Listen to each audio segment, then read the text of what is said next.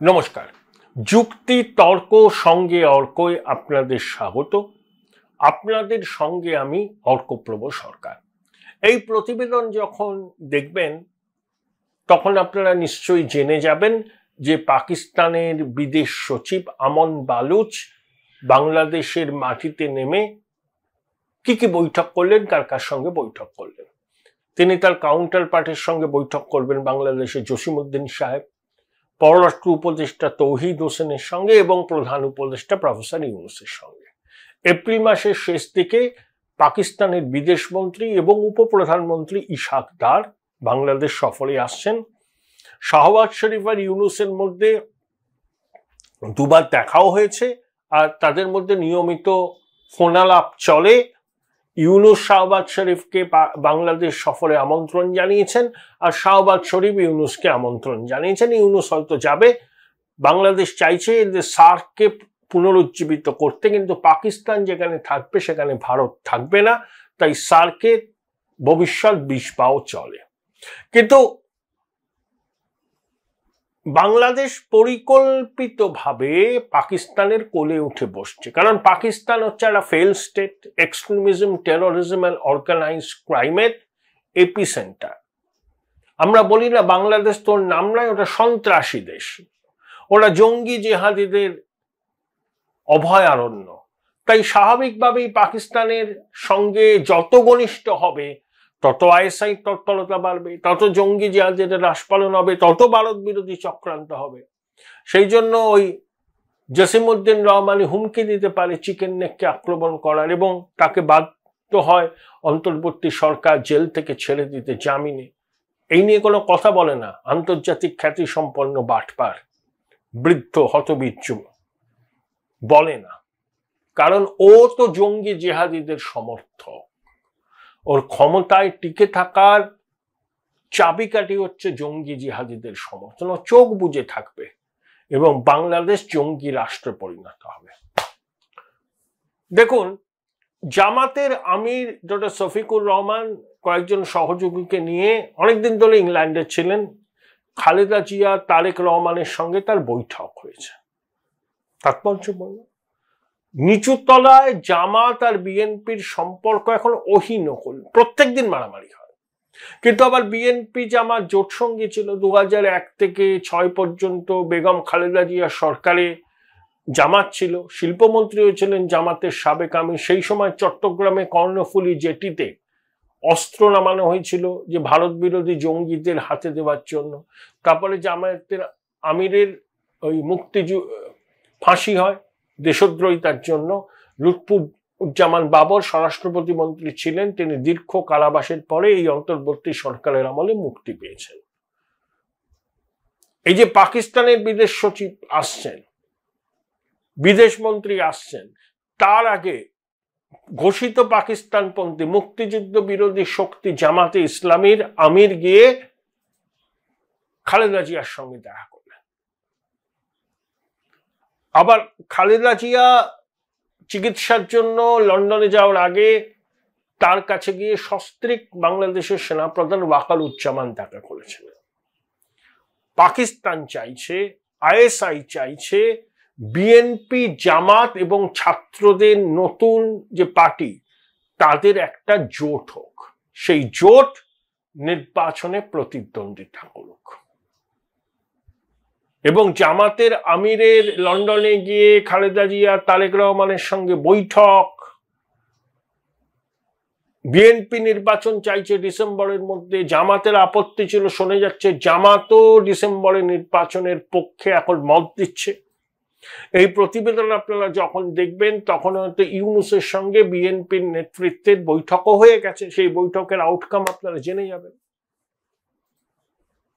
আবার সেনাপ্রধান যে অন্তর্ভুক্তিমূলক নির্বাচনের কথা বলেছিলেন এবং সেনানিবাসে সার্জিস এবং হাসনাত গিয়েছিলেন, নিজেরা দেখা করতে চেয়েছিলেন। সেখানে হাসনাত বলেছিলেন ফেসবুক পোস্টে সেনাপ্রধান রিফাইন্ড আওয়ামী লীগের কথা বলছেন, অন্তর্ভুক্তিমূলক নির্বাচনের কথা বলছেন। এই রিফাইন্ড আওয়ামী লীগ বঙ্গবন্ধুর আদর্শে পরিচালিত হবে, কিন্তু শেখ হাসিনার সরকারের কার্যকলাপকে তারা তুলোধনা করবে। 3-4টে নাম নিয়ে আলোচনা হয়েছে। শিরিন শারমিন চৌধুরী, যাকে হাসিনা কার্যত নিজের মেয়ের মতোই মনে করেন, তিনি ওই সংসদের স্পিকার ছিলেন। আর একজন ওই নূর তাপস, তিনি ঢাকা দক্ষিণের মেয়র ছিলেন, আর আরেকজন মন্ত্রী ছিলেন। সেই ভদ্রলোককে গণ অভ্যুত্থানের পরের দিন গ্রেপ্তার করা হয়েছিল, তাকে আবার ছেড়ে দেওয়া হয়। এরা কিন্তু এই শিরিন শারমিন আর ওই ভদ্রলোক, ওরা কিন্তু পশ্চিমী শিক্ষায় শিক্ষিত এবং পশ্চিমী লবির সঙ্গে এদের ঘনিষ্ঠতা আছে। কিন্তু এরা কতটা স্বচ্ছ ভাবমূর্তি তা নিয়ে সন্দেহ আছে। বিশেষ করে ওই নূর তাপস, তিনি নাকি একজন তোলাবাজ হিসাবে খ্যাতি অর্জন করেছিলেন। তাই রিফাইন্ড আওয়ামী লীগকে সামনে আনার চেষ্টা শুরু হয়েছে, মানে শেখ হাসিনাকে বাদ দিয়ে।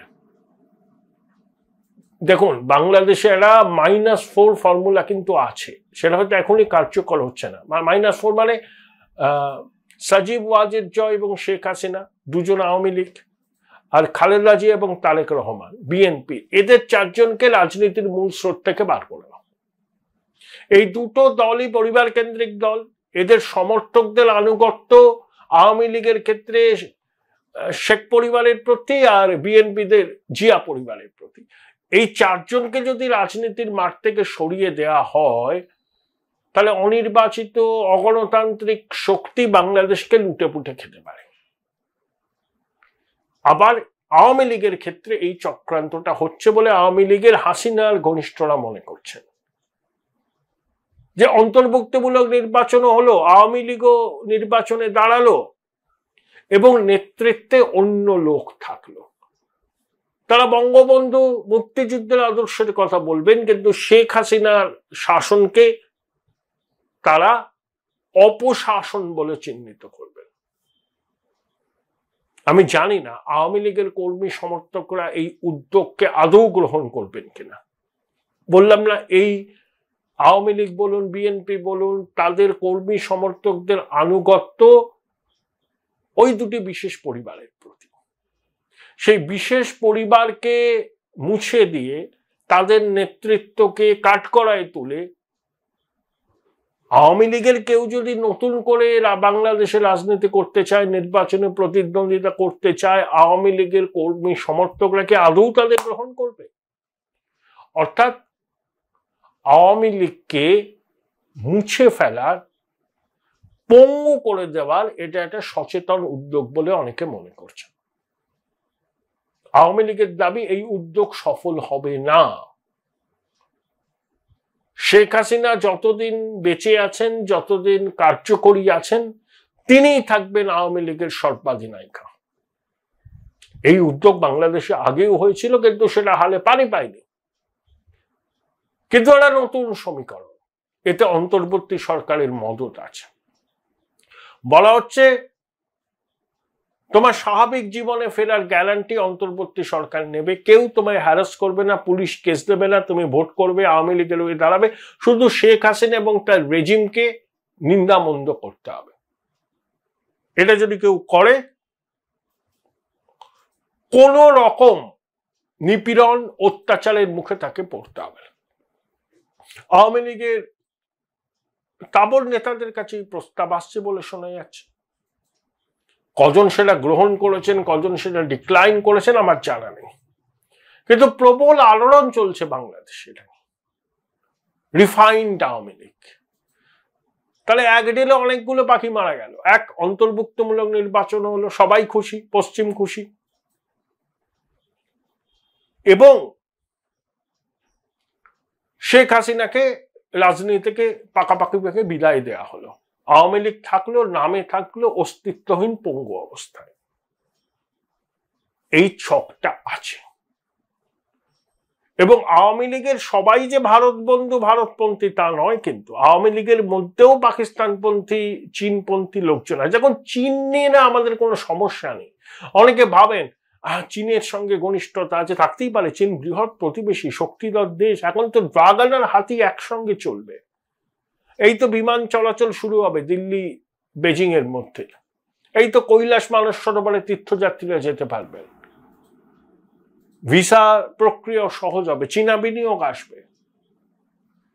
স্পর্শকাতর ক্ষেত্রগুলোতে এখন হয়তো আসবে না, কিন্তু অন্য ক্ষেত্রগুলোতে আসবে। ড্রাগন হাতি পাশাপাশি চলবে। এবং চীনের বিনিয়োগ তো বাংলাদেশে আছে, অনেক দিন ধরে আছে, নতুন কথা কিছু নয়। তা আওয়ামী লীগের কেউ চীনপন্থী হতেই পারেন, কিন্তু আওয়ামী লীগের তো পাকিস্তানপন্থী কিছু আছে। তারা এবার মাথা চালা দেওয়ার চেষ্টা করবে অন্তর্বর্তী সরকারের প্রচ্ছন্ন মদতে। এই যে বাংলাদেশের পাকিস্তানের বিদেশ সচিব আসছেন, বিদেশ মন্ত্রী আসছেন, এমনি এমনি আসছে। এর আগে জামাতের আমির লন্ডনে গিয়ে দেখা করলেন খালেদা জিয়ার সঙ্গে। সম্ভবত জামাত, বিএনপি এবং ছাত্রদের নতুন দলের মধ্যে একটা ব্রড বেসড অ্যালায়েন্স হবে, তারা নির্বাচনে লড়বে।